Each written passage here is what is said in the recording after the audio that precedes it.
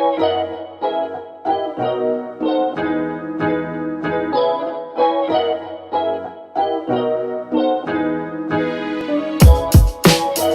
cours de l'année 2020, qui était une année propice à la réflexion, on a lancé une enquête auprès de toute la région. Et cette enquête était à destination des entreprises, des structures éventuellement également. Et dans cette enquête, on était en train de recenser le besoin réel en IA. C'est-à-dire savoir qu'est-ce que les entreprises attendaient, qu'est-ce qu'elles cherchaient, qu'est-ce qu'elles avaient besoin, pourquoi elles ne se lançaient pas en IA, c'était quoi les freins, pour pouvoir justement apporter une réponse à ce besoin. Donc ça, c'était en 2020 et parallèlement, on a également répondu à un appel à projet. Et cet appel à projet a fait que a généré la création en 2021 de ce Labia Loire-Vallée, qui est un centre de ressources partagé autour de la donnée. Et quelles sont leurs attentes face à l'intelligence artificielle ? Alors que ce soit des petites structures ou des grandes structures, c'est un peu identique quand même parce qu'ils ont des attentes, ils ont des projets, ils ont envie d'y aller, mais ils ne savent pas comment faire. En fait, c'est ça le vrai problème, c'est comment se lancer, par quoi commencer. C'est un peu comme disait monsieur, des données on en a, mais qu'est-ce qu'on en fait? Comment on va les traiter? Est-ce qu'elles sont bien récoltées? Est-ce qu'elles sont exploitables? Enfin voilà, on se pose beaucoup de questions et on se pose tellement de questions que du coup on n'y va pas. Et le but aussi du Labia, c'est d'essayer justement de faire aller les gens vers ces projets-là. Alors le financement a été obtenu en février 2021 et dès on va dire le feu vert, on a effectivement recruté une première data scientist parce que pour faire de la data science, il faut des data scientists. Moi, comme vous l'avez dit, je suis responsable opérationnel, je ne suis pas data scientist, mais depuis 2 ans, je suis baignée dans cet environnement et on avait vraiment constaté que ce qu'il fallait, c'était sensibiliser les gens et la rendre accessible, cette IA, c'est-à-dire qu'on n'en ait plus peur. On est vraiment là pour justement donner de la valeur ajoutée à cette donnée qui est souvent mal exploitée. On l'a vu à travers l'enquête, mal exploitée ou peu exploitée, ou comme vous disiez, on pourrait mieux faire. Donc on est vraiment dans les premiers rendez-vous là pour discuter avec le chef d'entreprise ou le chef de projet de qu'est-ce qu'il a comme data, qu'est-ce qu'il a comme problème aussi, parce que parfois il a des problèmes à résoudre et on peut peut-être résoudre en exploitant cette donnée.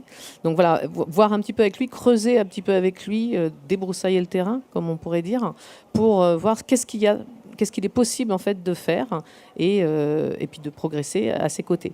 Donc ça, c'est les premiers rendez-vous, c'est les échanges, on dirait un diagnostic. Et après, quand on a identifié qu'est-ce qu'on pourrait faire avec ces données, et là, notre rôle, c'est de proposer des feuilles de route diverses et variées, avec des jalons, des étapes, parce que c'est des projets qui peuvent être parfois longs. Donc il faut jalonner par des points d'étape, avec des livrables, et puis faire montrer aux chefs d'entreprise ou aux chefs de projet que étape après étape, on avance avec lui, donc il comprend ce qu'on fait et petit à petit, on va vers plus de valeur ajoutée et donc vers de l'IA aussi. Avant de parler même du mot, on emmène progressivement en fait les gens vers ce stade. Depuis 1 an, on a vu beaucoup de personnes, mais toutes des personnes et des projets différents. Donc on va en prendre un par exemple qui a accepté de témoigner il n'y a pas très longtemps aussi lors d'une conférence, qui est dans une start-up du labo justement, qui avait un vrai problème. Alors oui, ils sont éditeurs de logiciels et ils veulent optimiser le chargement d'un camion. Donc quand les caisses sont toutes carrées comme vos petites choses-là, voilà, c'est assez facile à entasser, à optimiser dans un camion. Dès que ça se complique, que les colis ne sont plus de la même taille, qu'en plus il faut prévoir peut-être que celui du fond, il va être sorti en dernier ou en premier. Je dirais que c'est comme n'importe quel problème. Quand vous avez quelques paramètres, un cerveau humain peut résoudre rapidement le problème.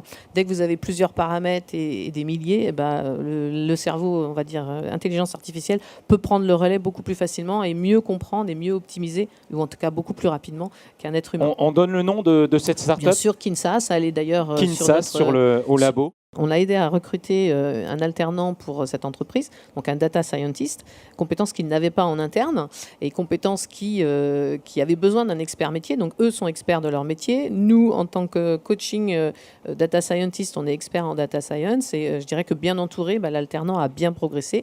Et là, il est à la conception d'algorithmes qui vont très rapidement être opérationnels et apporter, je l'espère de tout cœur, beaucoup de business à cette entreprise. On a Oui. parlé tout à l'heure du Lab IA Loire-Vallée, qui possède son site internet où vous pourrez donc surfer et naviguer, voir un petit peu qui on est. Je voulais parler du portail IA Loire-Vallée, Bien sûr. qui en adresse c'est ia-loirevallée.fr. Vous voyez, on est toujours dans la même continuité.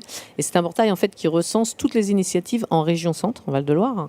Et sur ce portail, vous pouvez trouver plein de choses. Alors, on est aujourd'hui ouvert au grand public, donc il y a un quiz ludique qui peut vous aider à mieux comprendre justement ce que c'est que l'IA et de manière ludique. Donc, c'est assez rigolo à faire. Je vous encourage à le faire. Mais il y a également des choses beaucoup plus sérieuses qui sont par exemple une cartographie de toutes les formations de la région centre. Il y en a de nombreuses. Il y a même des MOOC, je crois, de mémoire. Donc, beaucoup de mines d'infos. Vous avez aussi des portraits d'acteurs Des MOOC qui sont significatifs. les MOOC qui sont des cours en ligne, hein. Oui, des cours en ligne, pardon. Mais il n'y a pas que ça. Il y a aussi toutes les écoles, toutes les formations possibles. Donc, il y a toute une cartographie. Il y a aussi une cartographie d'acteurs significatifs. J'étais en train de vous dire qu'il y a des portraits. Alors, je ne veux pas dire de VIP, mais de personnes qui parlent d'intelligence artificielle, qui font de l'intelligence artificielle au quotidien. Des gens connus dans la région, des gens moins connus, donc que je vous encourage à découvrir. Des projets. Il y a aussi tout un outil qui permet de faire du tri sur les laboratoires de recherche, sur les prestataires en IA. L'écosystème, tu le disais tout à l'heure, Mélodie, mais l'écosystème Région Centre est très riche.